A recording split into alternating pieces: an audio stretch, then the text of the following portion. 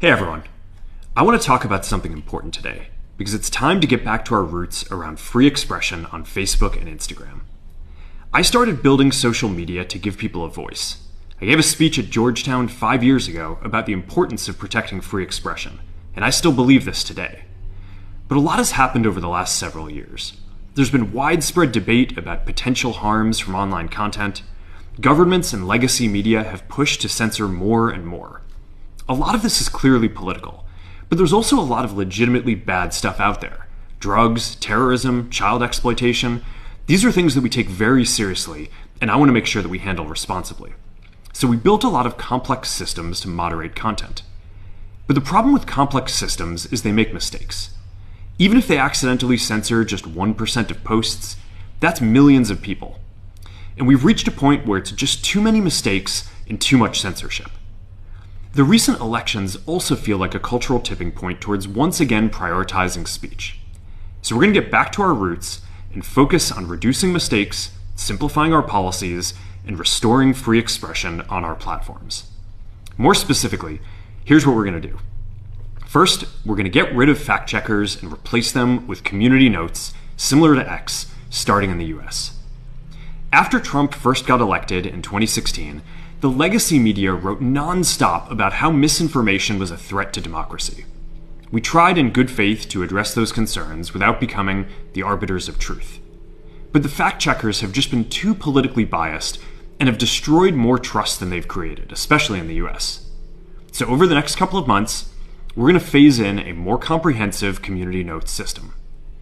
Second, we're going to simplify our content policies and get rid of a bunch of restrictions on topics like immigration and gender that are just out of touch with mainstream discourse.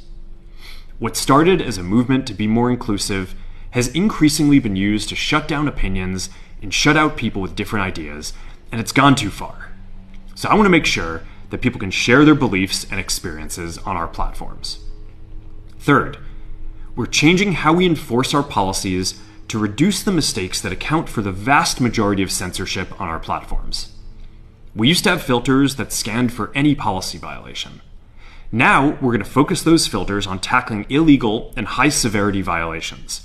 And for lower-severity violations, we're going to rely on someone reporting an issue before we take action. The problem is that the filters make mistakes, and they take down a lot of content that they shouldn't.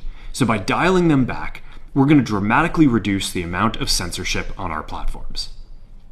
We're also going to tune our content filters to require much higher confidence before taking down content. The reality is that this is a trade-off. It means we're going to catch less bad stuff, but we'll also reduce the number of innocent people's posts and accounts that we accidentally take down. Fourth, we're bringing back civic content. For a while, the community asked to see less politics because it was making people stressed. So we stopped recommending these posts. But it feels like we're in a new era now, and we're starting to get feedback that people want to see this content again. So we're going to start phasing this back into Facebook, Instagram, and Threads while working to keep the communities friendly and positive. Fifth, we're going to move our trust and safety and content moderation teams out of California, and our US-based content review is going to be based in Texas. As we work to promote free expression, I think that it will help us build trust to do this work in places where there is less concern about the bias of our teams. Finally, we're going to work with President Trump to push back on governments around the world that are going after American companies and pushing to censor more. The US has the strongest constitutional protections for free expression in the world. Europe has an ever-increasing number of laws institutionalizing censorship and making it difficult to build anything innovative there. Latin American countries have secret courts that can order companies to quietly take things down. China has censored our apps from even working in the country. The only way that we can push back on this global trend is with the support of the US government.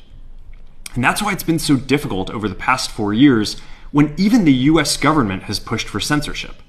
By going after us and other American companies, it has emboldened other governments to go even further. But now we have the opportunity to restore free expression, and I am excited to take it.